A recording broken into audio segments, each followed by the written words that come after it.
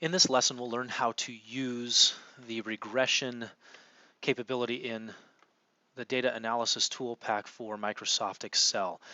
So what we have here first is some of our initial data with a constructed scatter plot. We have height and pressure. So height is our independent variable along the horizontal axis. Pressure is our dependent variable along our vertical axis. Now there's several things that we want to do in regards to a regression. Number one, we want to figure out an equation of a regression line, and then from that as well determine the correlation coefficient, as well as determine how or whether or not a linear model is appropriate for the data. Now in this example, it's fairly obvious from the curve of our scatter plot that a linear model is not appropriate.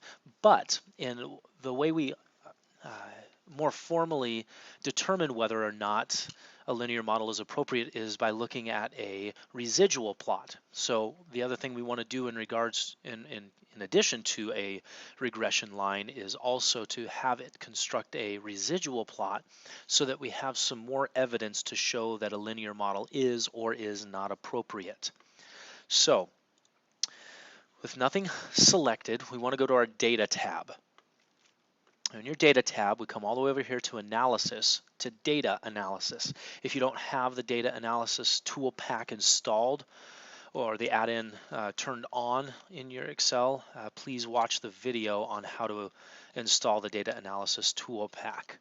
So what we're going to do is we're going to select Data Analysis, and we have a bunch of different options. The option that we're going to go down to and select is regression. Okay, this regression tool does a linear regression. So with regression selected, we're going to hit OK. Now we want to input our Y range. Our Y range was pressure, so with our cursor in that box, I'm going to highlight all of my Y data. Now input X range, so I'm going to put my cursor in the X range box and highlight all of my X data. Okay. So with that selected, I now want to come down here and I want all the output to come out on a new worksheet. You can have it come out in the same one or a different workbook, or select a range where you want the output to go. I'm just going to put it on a new sheet and I'm going to call it regression. Now, what we want to do is we want to select residuals and residual plots as well in order for it to construct the residual plot for us so that we can validate whether or not a linear model is appropriate. So with residuals and residual plots selected and input Y range and input X range selected, I now click OK. It's going to end up taking me now to this new tab. Notice down here I'm at the regression tab. Here's my original data on the 14 original tab, and now I have my regression data for that data on my regression tab. So let's look at what it gave us. First thing it gave us right up here that you'll notice is that it gave us our R value and our R squared value. So good, valuable information to determine the correlation and whether or not constructing a model through this data is significant, or whether the model that we constructed is highly correlated or not. R squared value tells us how much of the variance in our response variable is determined by the variance or the change in our predictor variable. So you've got those two pieces of information which are useful. The other two pieces of information that are useful are these two pieces right here. The 123.26 is intercept, and it says x variable 1 is negative 2.21605. This, okay, the regression on Excel that we just did performs a linear regression. The x variable 1 is our slope of our linear line, linear regression equation. And the intercept, like you would think, is the y-intercept. So for y equals b naught plus b1 times x, we have our b naught here, our y-intercept is 123, and our x, our slope, as negative 2.21604. You'll notice down here also it calculated all the residuals for our data. And then up here in the right-hand corner, it actually constructed a residual plot. Now we can see pretty easily from this that in this residual plot, there is a very distinct defined pattern, which means that a linear model is not appropriate. So again, that validates what we saw in our original equation, that we do have a curve here. So a linear model is not appropriate for this. So a linear model, yes, the correlation of the data is good, 0.93748, but not from a linear perspective, because remember, your R value does not tell you whether a linear model is good, it just tells you whether the data is correlated. Okay, so we now know that a re-expression of the data, meaning something other than a linear model, is going to be more useful.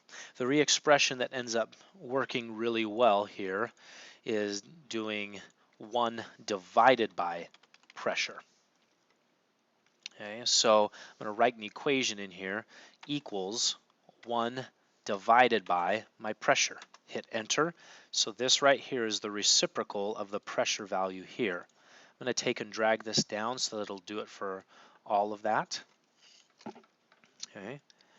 And then really quick, I can select my original X and now my new re-expressed Y values, insert scatter plot, and here's my new scatter plot.